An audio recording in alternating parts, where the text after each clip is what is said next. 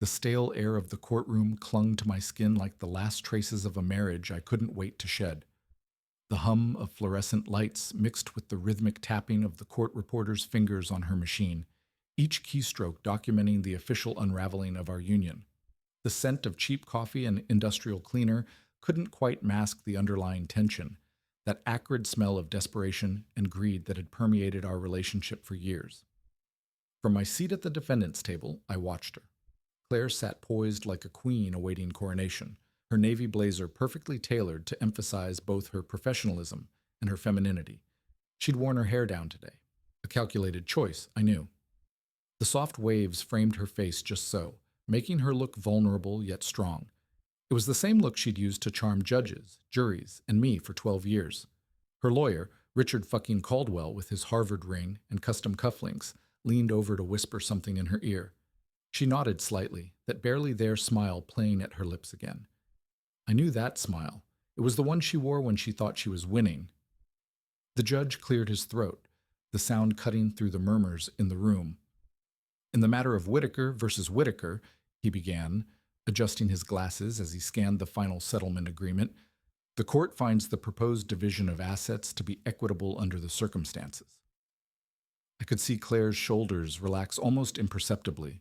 Her perfectly manicured fingers, that shade of pink she knew I hated, tapped lightly against the table.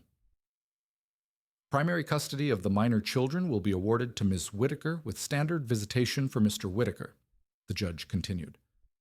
The marital home at 2147 Crestview Drive will be awarded to Ms. Whitaker, free and clear of any claims by the respondent. A soft sigh escaped Claire's lips. Not of relief, but of satisfaction, pure, unadulterated satisfaction. She finally turned to look at me, her hazel eyes glinting with something between pity and triumph. My lawyer, old Jim Peterson, who smelled vaguely of mothballs and bourbon, patted my arm consolingly. "It's a good settlement, Mark," he murmured. "You'll be okay." I nodded slowly, keeping my face carefully neutral. Let them all think I was defeated. Let Claire have her moment. Because what none of them knew, what Claire would discover soon enough, was that 2147 Crestview Drive hadn't been mine to give away for the past 17 days. The gavel came down with a sharp crack. Divorce granted, and just like that, it was over. Or rather, it was just beginning. As we stood to leave, Claire brushed past me, her perfume, that ridiculously expensive French one I'd bought her last anniversary, leaving a trail in her wake. "You always said you'd give me the house," she whispered, her breath warm against my ear. "I guess you're a man of your word, after all." I waited until she was halfway to the door before allowing myself to smile.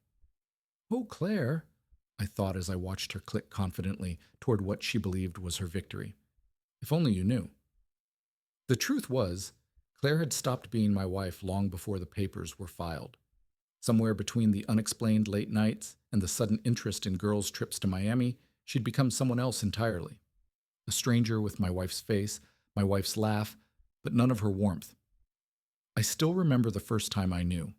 It was a Tuesday. I'd come home early from a business trip, eager to surprise her. The house was empty, but her car was in the garage. Upstairs, our bedroom door was locked. When it finally opened, her cheeks were flushed, her hair slightly mussed. "You scared me," she laughed, pressing a kiss to my cheek. "I was just reorganizing the closet." I didn't push, didn't ask why she smelled like someone else's cologne. But later, when she was in the shower, I checked her phone. "Can't wait to see you again." "Last night was worth the risk?" "Tell Mark you're visiting your sister this weekend." I scrolled, my stomach twisting, until I found the photos. Him. Some finance bro with a Rolex and a smirk, his arm slung around my wife's bare shoulders in a hotel room I didn't recognize. That night, I sat in the dark of our living room, listening to the quiet hum of the refrigerator, and made a decision. Claire had always been the strategist in our marriage, the one who played the long game, who knew how to manipulate a situation until it bent in her favor, but she'd underestimated me. She thought I was predictable. She thought I'd roll over. Most of all, she thought she'd already won. But chess isn't won by the player who makes the flashiest moves. It's won by the one who thinks 3 steps ahead. And Claire? She never saw my next move coming. The first call I made wasn't to a lawyer. It was to a real estate investor named Dominic Russo. a man who specialized in quiet, cash-only transactions with no pesky questions asked. We met at a diner 20 miles outside town, the kind of place where the coffee stains on the Formica tables were older than our marriage. You understand this needs to stay off the radar, I said, sliding a manila folder across the sticky table. No MLS listing. No paper trail until it's done. Dominic flipped through the photos of the house, our house, his expression unreadable. Wife doesn't know? I smiled. That's the point. The next 3 weeks were a carefully choreographed dance. While Claire was busy packing her overnight bag for another spa weekend, I was signing paperwork in Dominic's back office. While she giggled over text messages with her finance bro, I was transferring the deed to an LLC so anonymous it would take a forensic accountant to trace it back to me. The beauty of it. She never noticed a thing. Not the increased phone calls I took outside. Not the way I'd started coming home late, smelling like diner coffee instead of the office. Certainly not the new lockbox on the back gate, the one she assumed was for the landscapers. The final piece fell into place the night before our mediation session. Dominic texted me a photo of the cashier's check, the amount enough to make my stomach flip. Ready to pull the trigger? I stared at our bedroom ceiling that night, Claire snoring softly beside me, and thought about all the ways she'd underestimated me. She thought she was the only one who could play this game. She was wrong. The sale closed at 9 a.m. sharp on a Thursday, exactly 1 hour before we sat down with the mediator to negotiate the terms of our divorce. By the time Claire was smugly insisting on keeping the house, it had already belonged to someone else for 57 minutes. And the best part, the paperwork wouldn't hit the county recorder's office until noon, just in time for her little courtroom victory to turn to ash in her mouth.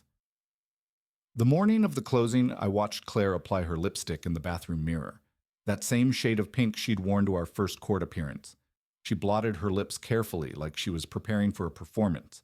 In a way, she was. You seem calm, she remarked, eyeing me in the reflection. I shrugged, tying my tie with steady hands. What's done is done. She mistook my stillness for surrender. While she was at her lawyer's office rehearsing her demands, I was sitting in a title company conference room watching Dominic's attorney slide the final documents across the table. The pen felt heavy in my hand, not with hesitation, but with anticipation. Sign here, initial here, the attorney said, pointing. The keys changed hands. The deed transferred. The house that had been ours for 12 years was now Dominic's. Legally, irrevocably. I drove past the property on my way to mediation. The azaleas Claire had planted last spring were still blooming by the front walk. The porch swing, where we'd once sat drinking lemonade on summer nights, still swayed slightly in the breeze. Everything looked exactly the same. That was the genius of it. I'd instructed Dominic not to change a thing. Not the locks, not the landscaping, nothing that might tip her off. Let her keep believing it was still hers. Let her walk through those rooms making plans, completely unaware that every nail in every wall, every board in the hardwood floors now belonged to someone else. By the time we reached the courthouse steps, Claire was practically glowing with victory. She adjusted the collar of her blazer, shooting me a look that said, this was always going to be mine. I held the door open for her, the perfect gentleman. Inside my jacket pocket, my phone buzzed, a text from Dominic. Recording complete. She's in for a surprise. I smiled. Soon. Very soon. The mediator's office was all soft grays and muted blues, designed to calm tempers and encourage compromise. Claire sat across from me, legs crossed at the ankles, hands folded primly in her lap, the picture of composed victory. Let's review the final terms, the mediator said, adjusting her glasses. Ms. Whitaker retains full ownership of the marital home at 2147 Crestview Drive, with Mr. Whitaker waiving all claims to the property. Claire's lips curved in that familiar, satisfied smile. She reached for the pen, signing with a flourish that made her diamond bracelet catch the light, the one I'd bought her for our 10th anniversary. I waited until the mediator slid the document toward me before speaking. Just to be clear, she gets the house exactly as it stands today? Richard Caldwell scoffed. That's what the agreement says, Mark. I nodded slowly, signing my name with deliberate care. Good, then we're done here. Claire stood first, smoothing imaginary wrinkles from her skirt. I'll have your things boxed up by Friday, she said, as if granting me some great mercy. That's when her lawyer's phone buzzed. Richard frowned at the screen, then tapped frantically at his keyboard. His face went pale. "Claire," he said sharply, "we need to talk outside." I leaned back in my chair, watching the realization dawn on her face. First confusion, then dawning horror. "What is it?" she demanded. Richard lowered his voice, but I still caught the words. "Property records show the house was sold this morning." Claire's head snapped toward me. "What did you do?" I met her gaze evenly. "I gave you exactly what you asked for," I said. "The house, as it stands today." I let the words hang in the air before adding, "which, as of 9 a.m., happens to be owned by Russo Property Holdings." Her perfect composure cracked. "You bastard!" The mediator banged her gavel. "Ms. Whitaker, control yourself!" Claire's chest heaved, her manicured nails digging into her palms. "This isn't over," she hissed.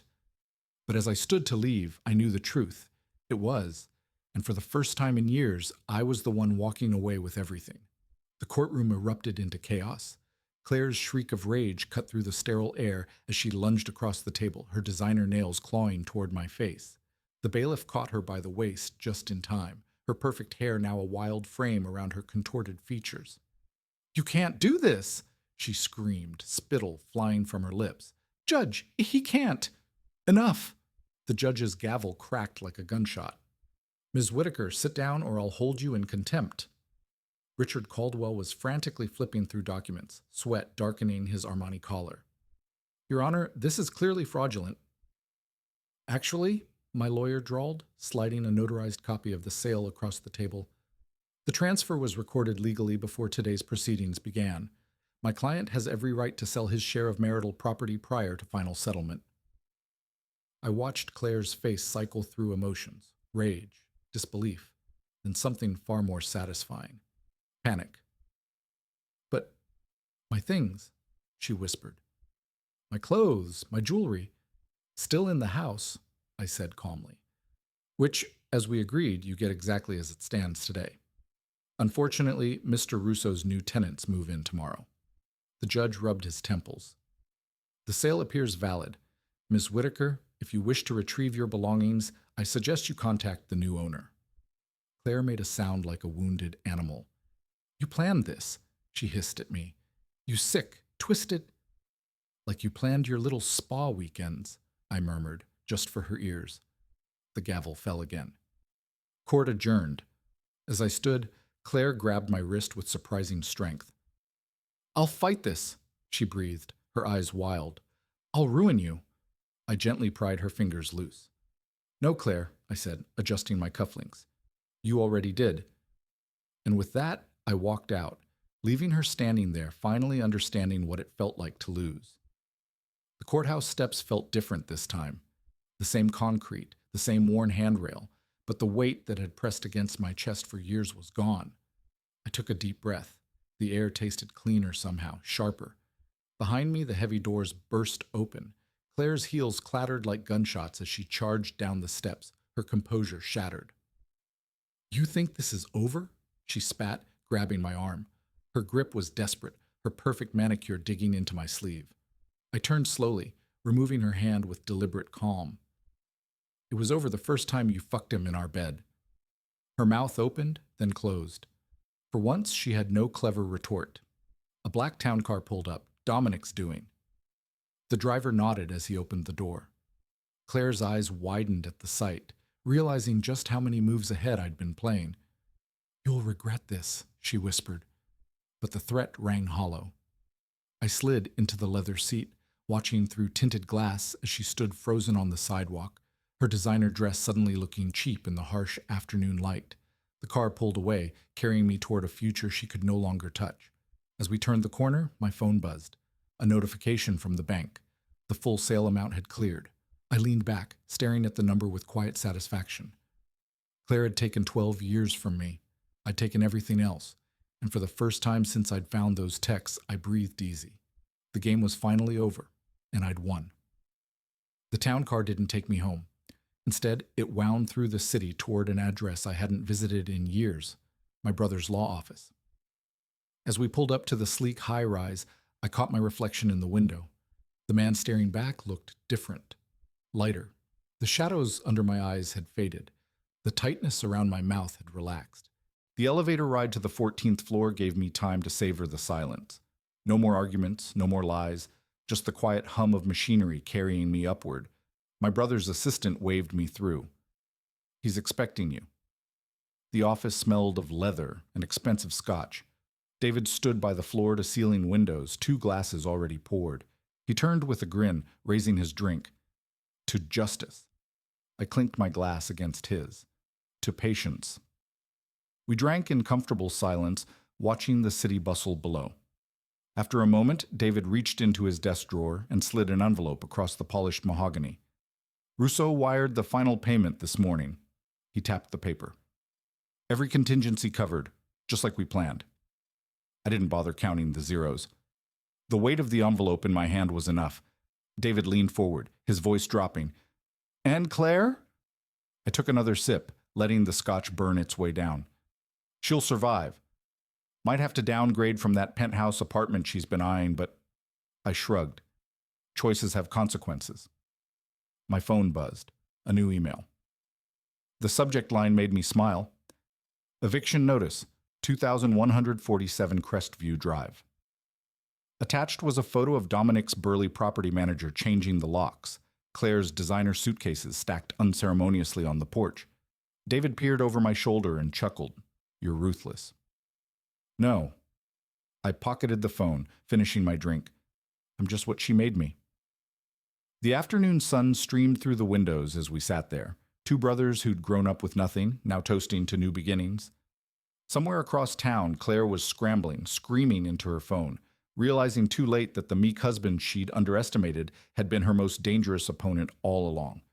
But here there was only quiet and freedom, and the sweet, satisfying knowledge that the best revenge isn't anger, it's moving on while they're still picking up the pieces.